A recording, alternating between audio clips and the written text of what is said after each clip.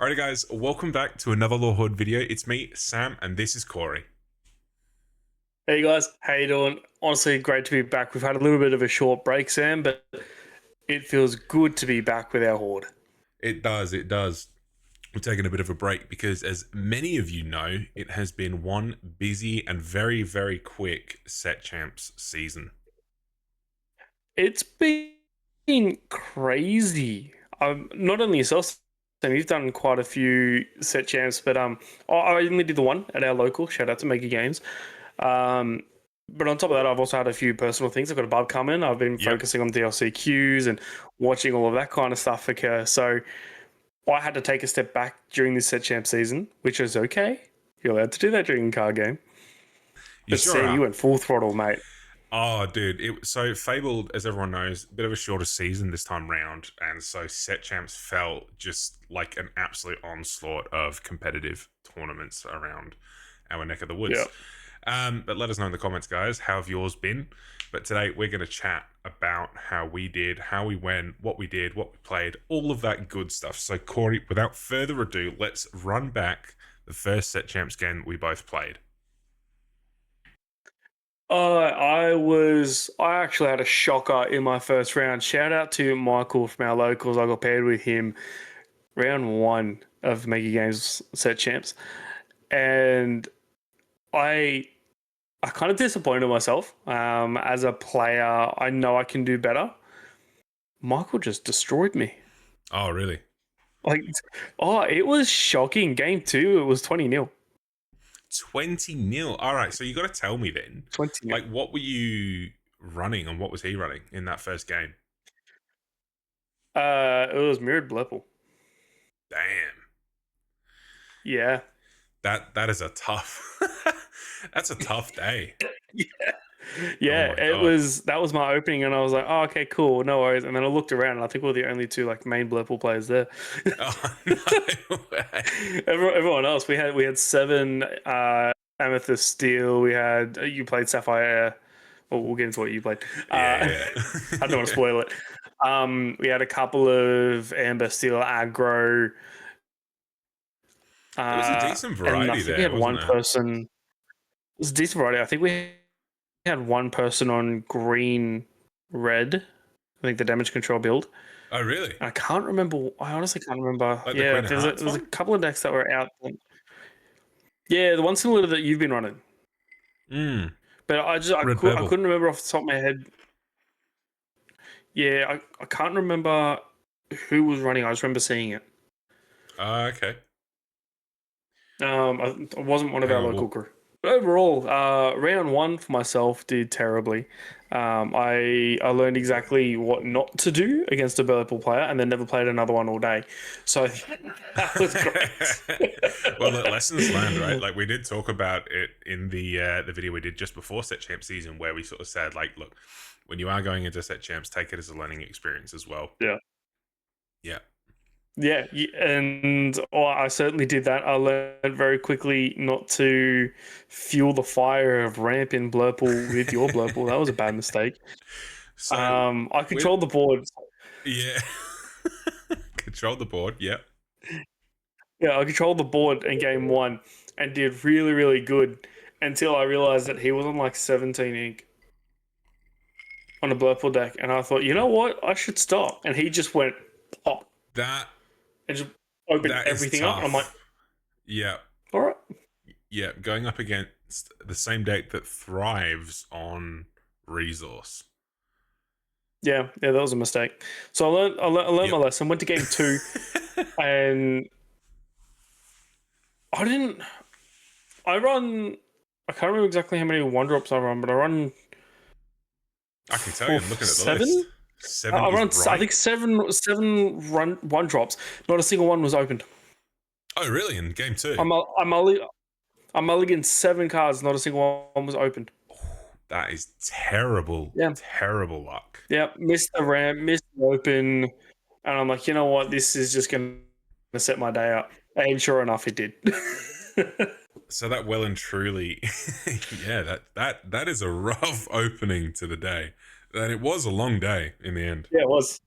Alrighty, great. So without further ado, we talked about the 7-1 drops, but I want to get stuck into your deck. I'm looking at the list right now, and I got to tell you, it looks really, really strong and really well built and thought through. So I will ask you what happened, but I guess we'll find out. It could be the pilot, that's for sure. All right. Alrighty, guys. So here we are with the deck list. Now we're looking at a pretty healthy opening curve in terms of your character costs here. 7-1 drops Basil with a Royal Guard. I think that's pretty good, especially when you are drawing a lot of cards. But Corey, talk me through it. What was your mentality when building this? So going into this, I expected to see a lot of Blurple and a lot of Amethyst Steel. So I tried to find the best way around those decks. For me, a lot of it, I kept Madam Mim Elephant in there. I know a lot of people took it out for set champs. I kept it in there because Steel deals a lot of damage. And with Madam Mim being quite a heavy hitter, I can keep moving damage around. Yeah, so a lot of people were taking Madam Elephant out, but I found it came in clutch when damage was getting dealt around. Yeah. Steel being a very heavy hitter, having Madam Mim on the board, I was able to keep moving damage back to them. And then with Bell, Accomplished Mystic being able to be played, I'm moving damage left, right, and center from my side of the board to theirs, and it was controlling the board very well. Yeah, especially when we're looking at damage counters as well. I mean, you're looking at characters against Amethyst Steel that do have that resist keyword. So Calhoun and Nala come to mind. But even against the opposing Tianas, when you're looking at trying to challenge in, you got to pay the extra ink. But I mean, you are a resource heavy deck, so that might not have been too much of an issue in the later game. No, I came up against one deck that we kept playing Tianas, and I was actually able to take control of their board quite easily with that movement of damage. Yeah, okay. So Mim Elephant seems to have been pretty helpful in the end there for you. Yeah. Yeah, cool. Between that and then adding in the new Ursula as well, she came in clutch. Did she? Yeah, so when you play her, you exert chosen character, play a song. Into the Unknown's a 3 cost. Yeah. So is Tiana. Alright, exert your Tiana, send it. So we're looking here then at your song. So we've got 2 songs in the list. Into the Unknown. Yes. Pretty core Blurple song there, I think. It's one of your main pieces of removal. Yeah, by far. It came in clutch just about every game I ever played in it. I played second Start of the Right once the entire tournament. Really? Yeah. That was a 5-round tournament for Swiss and then Tolkut. So that is pretty strange. I think just I was drawing it when I couldn't play it. So then I was using it as a fodder for Tipo. And then when it came to being able to play it, I generally didn't need to. I had the game won. Yeah. I just kind of did it for the sake of it. Well, that's fair. And I mean, Tipo really is a great, I'd probably say key card, especially if you are drawing into those uninkables early game where you don't want to see them. So things like Hades, that Elsa Spirit of Winter, and of course Second Star, if you're looking at that and you're opening turn 2, it's not looking good for you. So you just turn it into resource and just see how the game goes, right? That's pretty much all I did. And it turned into more, I actually used it as a discard option for Monstro as well. So I really didn't have use for that card at all. Interesting to hear, because a lot of people that I've spoken to in the past few weeks about Blurple, and even actually Ruby Amethyst players as well, have sort of talked the praises about Second Star. So it is interesting to see that it just kind of didn't sort of turn itself around for you. On top of that, like I said, it could be the pilot. Hardly. But look, we are looking here at this list, Corey. We've got a couple of spicy cards here. Enchanted versions aside, the Elsa Spirit of Winter, you're running 2 copies of her in this deck. Talk me through it. Yep. I found the Elsa Spirit of Winter, I was able to pop her out turn 6 quite often because I was dropping Elsa 5th Spirit turn 4. Yeah. And then I'm shifting. And that ability came in clutch a few times because I'll be shifting her, and then I'm able to either bash with her or I'm singing into the unknown on the stuff that can't be readied. Oh, okay. Yeah. Um, I personally just found it came in at an amazing opportunity, and I was playing that a lot more when I was like, okay, my back's against the wall. I need an out. What can I do? I can stop you for at least a turn, and then the next turn over, I'm actually cycling through and I'm getting to what I need to get rid of their board. Yeah, no, that is absolutely a fair call, really. I mean, Spirit of Winter there can really come in handy, especially a late game where you do need to lock the field down to try and catch up. You are playing a deck here in Blurple Yeah, that needs to spend the early game setting up as best you can. So that catch up is really helpful. yeah, it came in clutch quite a few times. Yeah, do you know the funny thing is, in one of my recent set champs, the last one I think I played down in Narellan, I was playing up against a Blurple player, Oh, and I'll run through the list I was using that day because it is different to this day. Um, but there is an interesting play. I'll get to it when we come to that deck a little bit later, but it was a very fun game. yeah. I will say that. Okay. So second start of the right, not too helpful for you on the day, Corey. So talk me through the other 2 rounds that you did play on the day. What worked? What could you have done a little bit better? And what were the matchups that you found interesting? My favorite matchup that I found during the day personally was I had a really fun Amber Steel matchup, and Oh then yeah. an Amethyst Steel matchup. Okay. Um, Admittedly, I didn't do too well. I got flogged both games, but not flogged. I did lose. I had a terrible run for this set champs, and I will admit, I think my brain was elsewhere for that day too. But no excuses aside, like it's not wasn't my best shining moment for this tournament, but the Amber Steel game as I mentioned, I had the opportunity to control the board a little bit more, moving damage around, putting Tiana straight back into the Inkwell, so I was able to control that a little bit more. Yeah.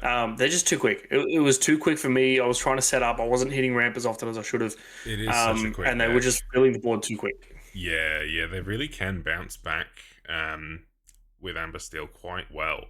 It does depend on their Yeah, card draw as well. So when they are playing off against a slower paced deck like Blurple or even Emerald Sapphire, they do tend to run away with it a little bit. yeah. Well, we went to game 3 in the Amber Steel one, and the final board, I watched him as he sat up, and I'm like, you know, there is no possible way I can get around it. It was 4 daisies, 2 Tianas. Yep, that's a pretty good time to scoop. Yeah, I just watched him put down the second Tiana. I just held up my hand. I was like, "Good game, man." Like, Yeah, thanks. that is rough when they just really hit what they need to hit, isn't it? I mean, I was playing up Yeah, against an Amber Steel deck a couple of times. Once in training, in practice, online against star friend Jordan. So shout out to Ink to the Inkwell. But she just absolutely turboed me when I was practicing with my Emerald Sapphire, and I'm sat there thinking on turn 4, how the hell are they at 18? Like, so I'm just sat there thinking, like, that's quick. I haven't even got the cow down yet. What's going on? But it really can just turbo down, especially with that Nala with the resist, the O2, resist 1, 3 law while undamaged is just insane. The saving grace for me is Yeah, that running Emerald, obviously I have access to Under the Sea, so it's a good counter to those aggro decks where they've got lower strength characters. But, you do need to set up for it, and if there's steel on the board, it's hard. Their removal, they'll get rid of my shift targets, they'll get rid of, all the things that I need until it's too late. But having said that, Blurple seems like it's been one of the stronger performers of the last set or two. I mean, I know we've seen it in Reign of Jafar doing really, really well, but then with rotation, Fabled really took its running into that top bracket. yeah. Well, that's exactly right. We just saw the DLC qualifier of an Auckland, New Zealand, run by Attack Games, or he who shall not be named at this stage. Um, and the top player was a Blurple player. Yeah. Which, to be honest with you, the way the meta's gone at the So minute honestly, is the not deck's surprising. really, really good. Yeah. I'm a big fan of the deck. No, that's exactly right. But I personally think that as much training as I did, as much study that I did for this set champs, as much pra- practice as I put in, I don't think as a player I grasped it as I should have. Yeah. Well, that's fair. People do tend to gravitate to certain ink types. I mean, I know that I've been really, really big on Emerald ever since I started playing the game. So for me, that's always been something I've looked for in a deck. Yep. See, I've always been a Sapphire player. Yeah, I mean, I know you said you started out with, I think it was Sapphire Steel, right? With the items and the Yeah. removal as well. So you'll be looking forward to Shout out to that. Matala. Yeah, you'll be looking forward to some Sapphire Steel shenanigans next set, I'm sure. Uh, with a I'm lot already of new. cooking. I'm already cooking. Do you know, somehow, mate, I'm not even surprised.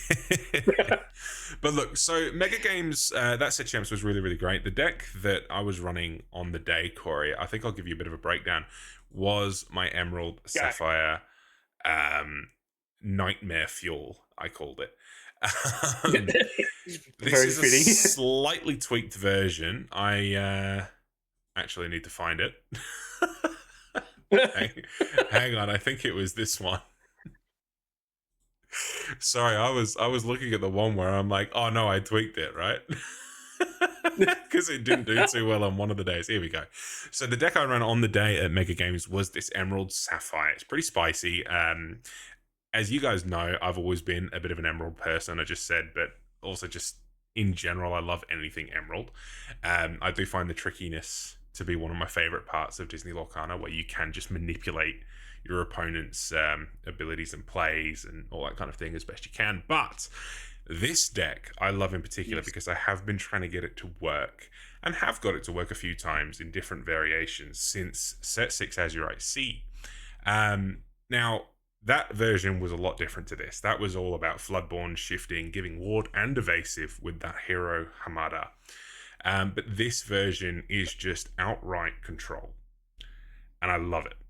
I really, really love it. Yeah, this watching you play this deck, I'll give you so much credit for this. I had a person actually reach out to me recently and said, "Hey, I want to get into the Emerald Sapphire build," and I went, "Honestly, go watch our gameplay videos. Go watch Sam. Like he pilots this deck so well, and to see how you've gone from Ursula's Return and trying to push what you've done with this deck." Facing your Hamada deck was probably one of the worst challenges I've had in Lorcana because it was just at that point, I'm like, what do I do? I'm just going to start playing my own game. I'm just going to ignore your board. Yeah. Like, when you are coming up against Um, a board full of characters with not only evasive, but ward, so you can't even action them or anything like that, it does become tricky. But this, thankfully uh, for most people, doesn't have the ward synergy there. that is true. So let's touch base on a couple of cards here because I'm very curious as to Yeah. see why you've gone down the certain routes and why you've chosen. Yeah. My first question, Max Goof. You don't have a shift target. I didn't know. I actually originally did. I replaced him for Pleakley for that added ramp support, bit of resource management there. Yeah. And I found a lot of the time, I would ink, play something. Like on turn 2, I'd play Sail. Sorry, turn 3, I would play Sail after a Tipo and then be able to play Pleakley again on the Tipo that was just played. But look, no shift target for Max Goof. In most of the games I played did not matter. I only run a handful of 3-cost songs. In this version of the deck, It was 1. It was standout here to give my characters +3 strength and evasive until the start of my next turn. So it did help Right. against the Blurple decks and Amethyst Steel as well for Yep. dealing with those pesky Dumbos. But I actually also made a choice to cut Mother Knows Best. So that was also something that was in here. Purely because this 6-cost Max Goof, if we know, if we read his ability here, is whenever he quests, you may play a song card with cost 4 or less from your discard for free, then put it on the bottom of your deck instead of into your discard. So if you remember Ursula Deceiver of All, similar to that, you're not double singing, you're playing it from the discard. So that can come in at any time when he quests. And it gets around things like Gantu in Steel, the 2/4 that stops singing on a turn. Doesn't get around the stopping singing of the turn, but it does get around the additional cost for actions. Cool. So Max Goof was a great one because it allowed me to double play You're Welcome. And that was a really, really key thing for me, especially with the Clarabelle. Gross, yeah, light on her hooves. So it was kind of one of those happy accidents is that I would get to a certain point in these games and I'd have the cow down, and then next turn, Max Goof was here ready to go. So the cow would sing You're Welcome when Max Goof came down. Next turn, he would quest sing it again. And it would just allow me to keep the removal going for a little bit longer. So yeah, Max Goof turns out very, very good, but I have got a deck with him in that is a lot spicier than this one. And I ran it in one of my set champs, so I'll talk about it in a bit. But yeah, that was the decision. Sounds good. That's good. The changing of Mother Knows Best, I was quite surprised about. I know how much you played that deck, how much you played that card, and you kept cycling it out and using it during testing. To have it come out of your deck was interesting choice. It was, and to be honest with you, in a couple of times, I wish I hadn't made that cut. Mother Knows Best is a really, really good card.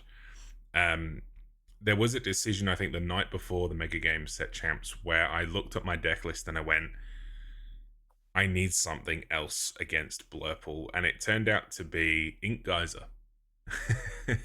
Oddly enough, one copy of Bend to My Will and 2 copies of Ink Geyser. So I replaced 3 copies of Mother Knows Best with those 3 cards, purely because, you know, Hades as a removal tool, and then to put everything back in their hand from the discard except 3 cards was too tempting to pass up.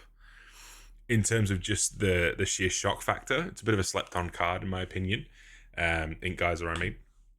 So to see people, you know, and do you know what? I did hit people with it a couple of times in a game. Shout out to Morgan. So proud. I think it was him. It might have been. It might not have been, but I did get to play it a couple of times. In some did you get the ink? Yeah. Did you get the Ink Geyser bend combo off? No. So Ink Geyser reduces each player's ink count, so it's not just the opponents. So what I would do is, oh yeah, of course, is one turn. What I actually did on one game was I played Bend to My Will after singing To Your Welcomes. And then next turn when they had nothing, I played Ink Geyser. And then they had to have the fun task late game of trying to resource ramp again as quick as they could before I got to 20. And for most of the games, I think except one, they couldn't quite catch back up in time. That's very impressive. So let's go through your song options as well, because you've got a couple of different spicy ones down there. Yeah, and a nice combo that we've been seeing quite recently. Yeah, so I talked a little bit about it before, but Standout I think is also really quite amazing. As a 3-cost song, there's a lot of characters in this deck that can sing it, and with Max Goof again, it's like a double benefit, especially if you are discarding it from things like Bobby or challenging him with a Merfolk or something like that. Yep. So the ability to get that back from the discard is great, but giving a character of mine +3 strength and evasive until the start of my next turn came in very, very clutch at the Mega Games Set Champs Day. So I recall one turn, I had the 3-cost Clarabelle and a Tipo out. And on turn 4, the Blurple player got the Elsa down, the one that exerts and rushes in. They ended up taking out the Clarabelle. It had a damage on her. And next turn, I just hardcasted Standout on the Tipo and took out the Elsa. They had no idea what I was doing. I remember the guy just looked at me and went, wait, what does Standout do? And I'm like, oh, yeah, no. So it's evasive. And he goes, yeah, but Tipo's got 1. And I'm like, yeah, but Elsa's damaged and this goes +3. So cheers. So it turned out to be pretty helpful, especially against Elsa's and Genies. That really did help, and I saved things like You're Welcome and all of that for Dumbo. But the other combo here, aside from You're Welcome, which isn't a combo, it's just a straight up nuisance, is the Heads Held High and Under the Sea. More often than not, what I would end up doing is getting to about 6 ink and shifting Baymax onto something with usually a Tipo on board that wasn't shifted. Yep. I would next turn pay the 6 for heads and then sing with both Baymax and Tipo Under the Sea. And it was an instant board clear. That's crazy. Yeah, it requires a bit we of thought- setup and, keep my stuff alive, but if I can pull it off, I can pull it off. Well, that's exactly right. But we saw the board wipe in Be Prepared leave in rotation, Sure did. and Emerald Sapphire has gone. Actually, Emerald has stayed pretty good, and to be honest with you, a lot of people do love the idea of Be Prepared coming back. I'm not so sure. I think the way that Ruby is going is heavily challenge focused and strength based instead of spot removal. So I think that's at least where the developers are going with it. So to see Emerald live up to that sort of tricky, like, oh, I'm going to do stuff that's really going to annoy you as an ink type, I think Under the Sea is fantastic. It fits right in with You're Welcome, Stand Out, Bend, any of that stuff, even Ink Geyser. I know it's a dual ink, but fits in. What? I really, really enjoy watching you play this deck, and I'm excited to hear how your rounds went. So, what was your first round matchup? First round, oh god, that was an interesting one. I'm gonna have to remember. I actually don't remember very well what I went up against that day. First round, I think, was my first round pairing. I can't actually quite remember what I did go up against, but I do remember a couple of the rounds from Mega Games. I've done a few set champs this last month-ish, so the matchups are kind of blurry, but I can tell you that on the day, I actually did go up against our friend Alex. Big shout out to him. Hey, Alex. He is one of the best Lorcana players I think I've ever seen in this game. And if he's watching, you're welcome. Don't get it to your head, but but he's a really experienced Magic the Gathering player. So when he's come into Disney Lorcana, he's got a really good backbone of TCG experience and just sort of player know-how, sort of like a good mindset with him. So he plays as a good sort of backbone to his style is Amethyst Steel. A notoriously tricky matchup for Emerald Sapphire because of that steel removal and the fact that I think Amethyst Steel is probably one of the most consistent decks you can find. You always have an answer. You always have an out. You can recover pretty well with card draw. You can get things off the board if you need to, that kind of thing. It's pretty versatile as a deck combo. So going up against him, I was a bit anxious.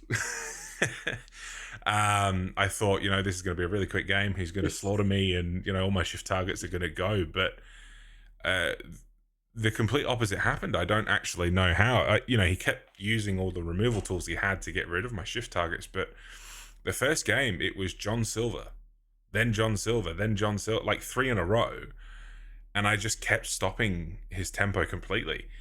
And because obviously John is such a big threat with 5/5 giving Reckless on play and Quest, having 3 out in one go was just rude. It was a bit unlucky, and for Alex, but fortunate for me. But I've never seen that happen with this deck. Like, usually it's a little bit less consistent than 3 Johns in a row. I just imagine Alex is such a polite guy too. He's so polite. I can imagine just how polite.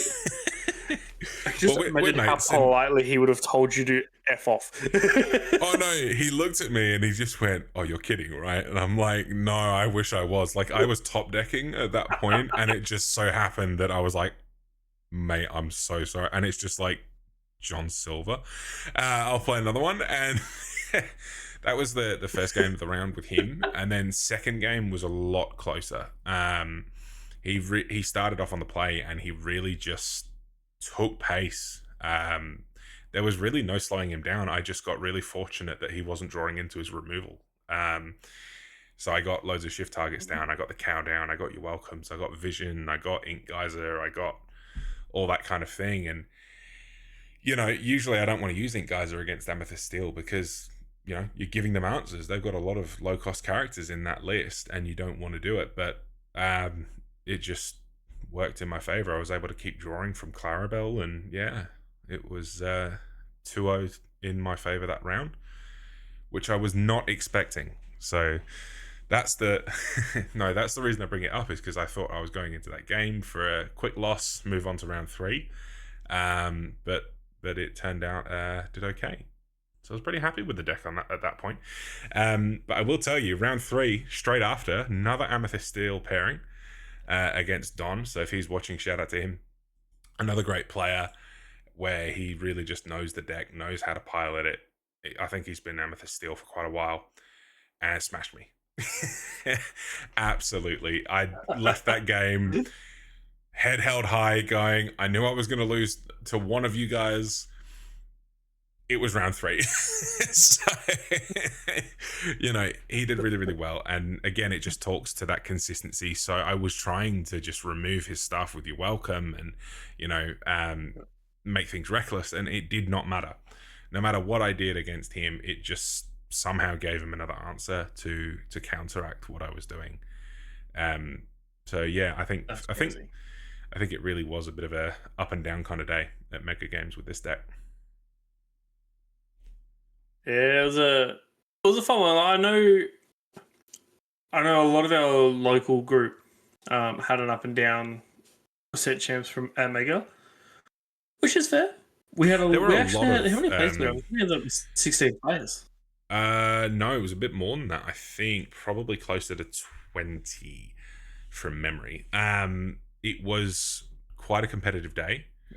There were a lot of very skilled players there, so the competition was tough from the get-go. Yeah, it was pretty tough. I did end up. Oh no, I've remembered actually. Do you want to know what I did manage to pull off that day? It was my second to last round. I think round 4. Yeah.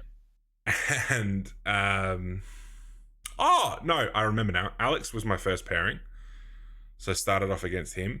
Then I went up against Dawn, I think, next. Then I went up against Lexi, my partner. So shout out to her. We played a really, really tough game. She was running Blurple with the Frozen package, so all the Annas and Elses. And that was a really, really tough game. We ended up going to time. Despite my best efforts, we went to time. It was 1-1-1 in the end. And then round 4, I played a very tough mirror match of Emerald Sapphire against another actually really lovely player, Santiago. Big shout out to him. He was running a slightly different version of this list. He had Basils and Stop Chaos in his trap, that kind of thing. Yeah, you're right. Shout out to Santiago. He is a lovely dude. All the time in the world for him. Every time he comes down to Penrith, it's such a friendly environment. It's good to have a chat with him. A really respectful person as well. I think when he goes up against somebody, he's just there. He knows it's a game, knows he's playing, and has a chat with you while you do. Yeah. It was a tough game. It did, I think, end up going 2-1 to me in that one. So going into round 5, I was pretty happy that the one time I'd played a mirror match, I did okay. It was tough. I think Santi really did put up a good fight, and I think in the end, in the final game, it was just how the cards fell down. That's good. So overall, to round out the Mega Games Set Championship, yeah, I didn't do too great. I ended on 3-1 and dropped. Yeah. How did you end up? I was 2-2-1 in the end. So I'd won 2 games, lost 2 games, and tied 1. So 5 rounds of Nice. Swiss. So going into round 5, I was in top 8 with how the standings were at the time, and played our friend Yep. Morgan, who again very good player. He was on Amber Steel.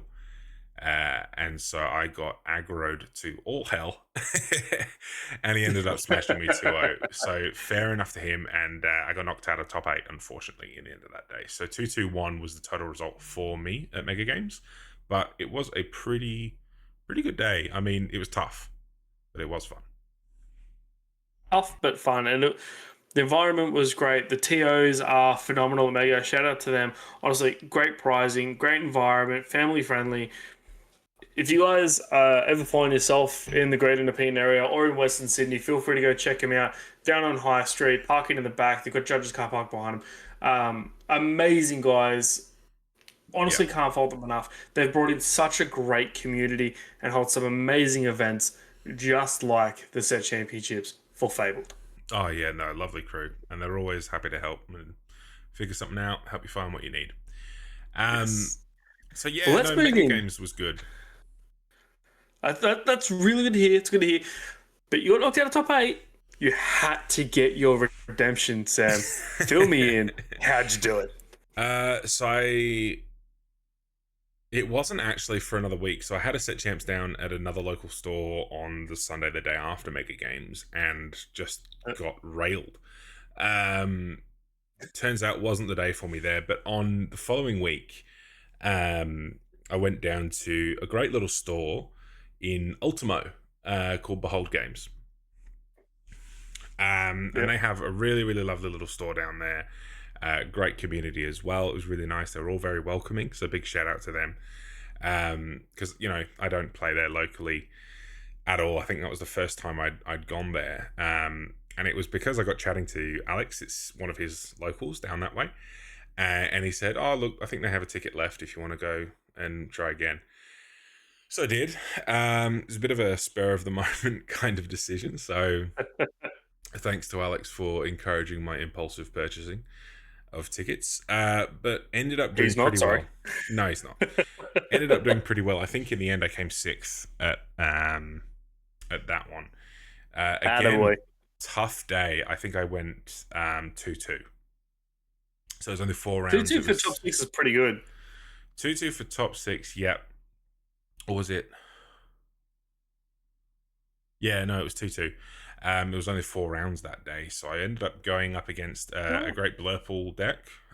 Very, very tough game, but I just got lucky. It was 2-1 that game, and he missed ramp quite a lot, and I just, same deck, so the Emerald Sapphire.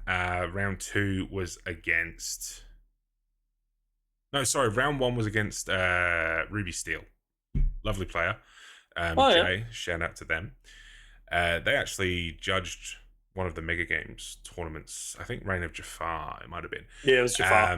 They know the rules. They're a great TO, great judge. So big shout out to them. But they played down at Behold. And they were on a Ruby Steel spicy deck. They called it a life control thing. So coming from Magic, it was law stealing.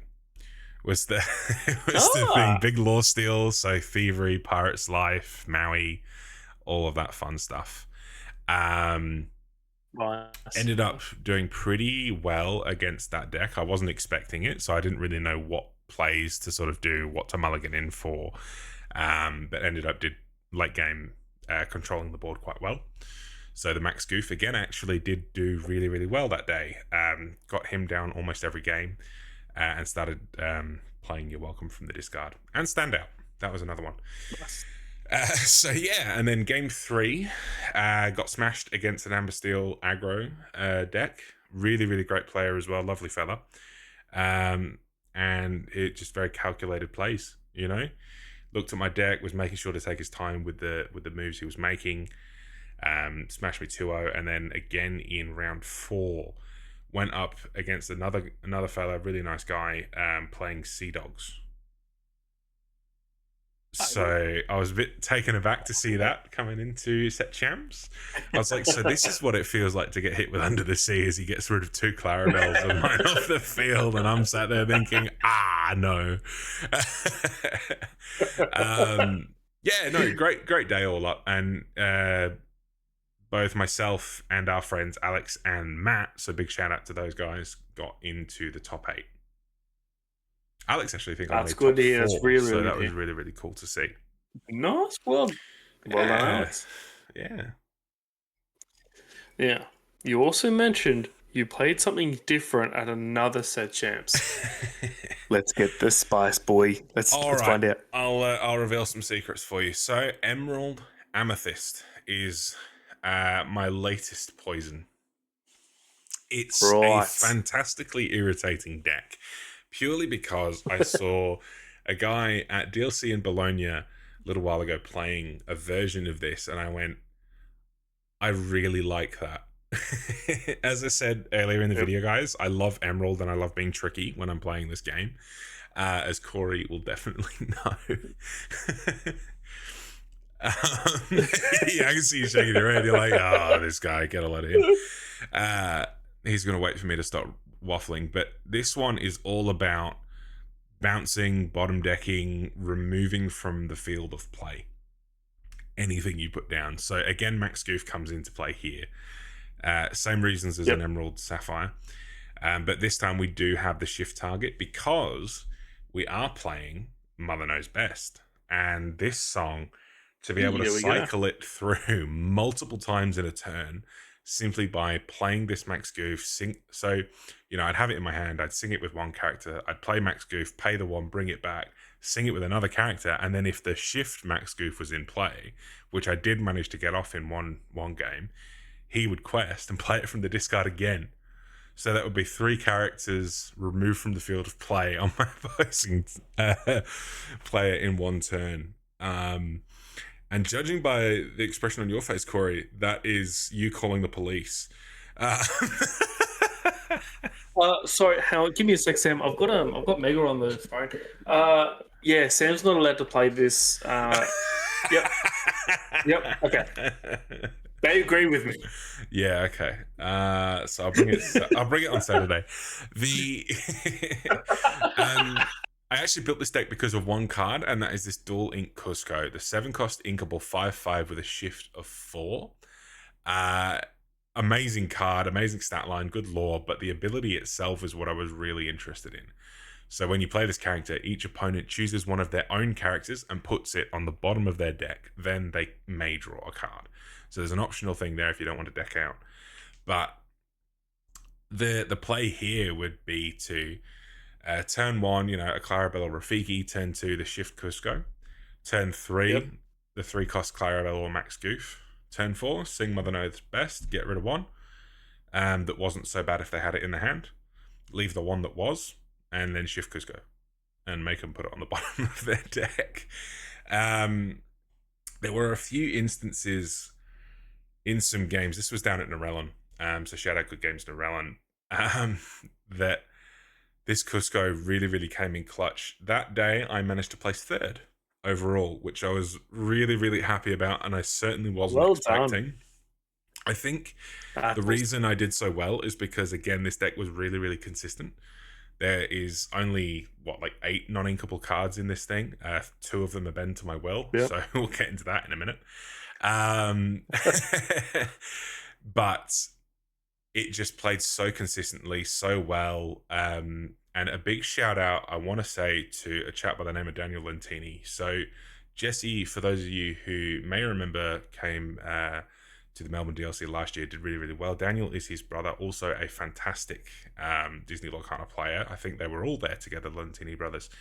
And he was one of my opponents, and fantastic player, lovely to chat to, lovely to play the game with. He ended up playing a Ruby Amethyst deck, which I really enjoyed, and it was a tough game. The first game I paired with him, it was pretty good, and then in top 4, I managed to pair up with him again, and he just smashed me. Wow. I got unlucky in the Wow. card draw. I ended up drawing 2 bends and an Under the Sea in the opening hand after the mulligan, so I was just like, nah, it's done. Ow. Ow. Yeah, that never happened. Never happened before. But the Mother Gothel as well in this deck, I love. So again, a shift 4 and then goes around ward because your opponent has to choose their own character. Yep. So you kind of want your main goal here is pop out everything that doesn't have water, then play her.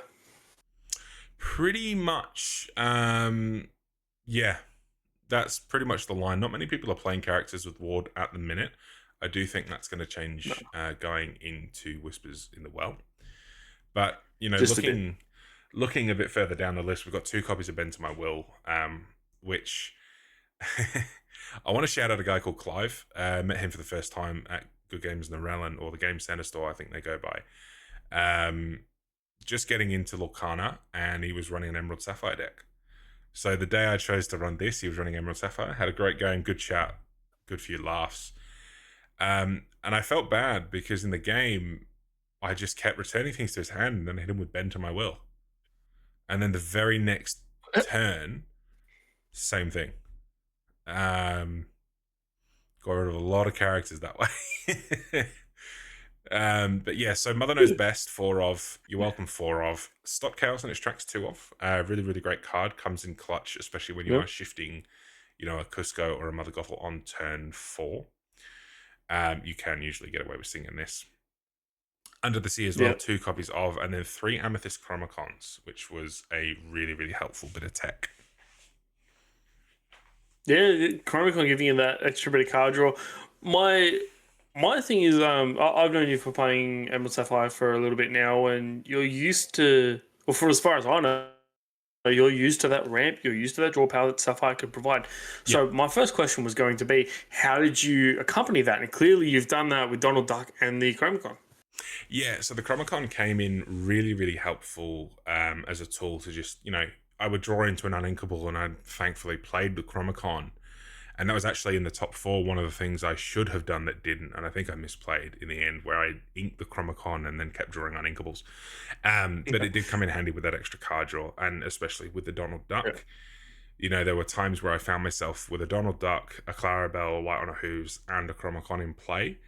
And the amount of card draw, I'd got to, I think the lowest I got in this deck was 8 cards or so left in deck. Wow. Yeah. It's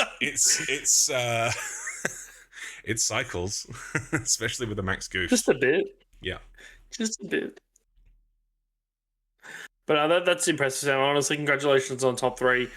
As far as I know, you haven't done that yet, so it's a big feat in your Lorcana career. That was the first time. Thank you. That was the first time. So that's really good. One step closer to that champion, Matt, which we both know you're chasing.